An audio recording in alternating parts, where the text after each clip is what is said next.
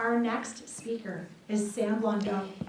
She is a representative of both Durham GTA campus and Trail College. She studies both child and youth studies and sociology, and she's brought those together for her paper titled Squeegee Kids Are Not Broken Windows.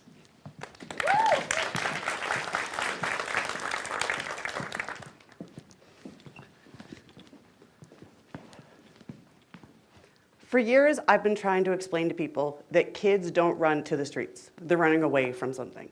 And tonight, there'll be close to 7,000 kids in Canada that will have no place to call home.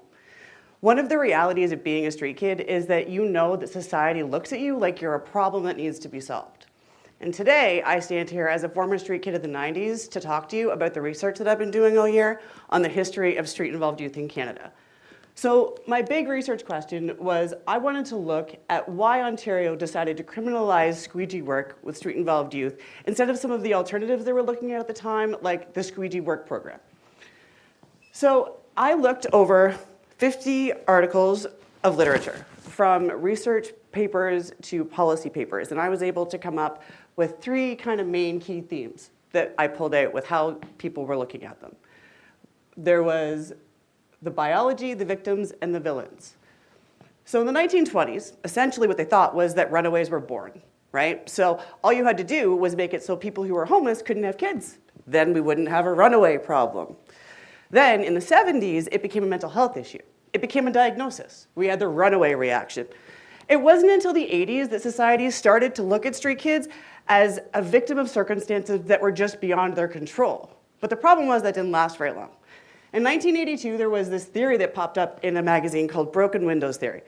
This theory is taught in sociology classes and has been for decades, but the problem is that there's no real scientific evidence to back up what they're saying.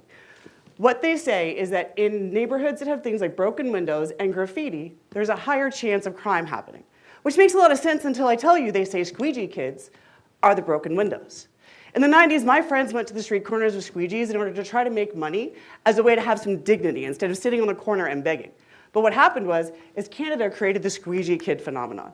And then all of a sudden, we had a war on squeegee kids. A war on kids who were just trying to figure out how to survive in a world that didn't even want them to exist. One of the really interesting things I found was in all the studies done on squeegee kids back then, they commented on how positive squeegee work was for street-involved youth. There was improved mental health. There was less incidence of crime, which actually goes against what broken windows theory was trying to tell us. So what happened was Ontario enacted the Ontario Safe Streets Act January 1st, 2000. This criminalized squeegee kids.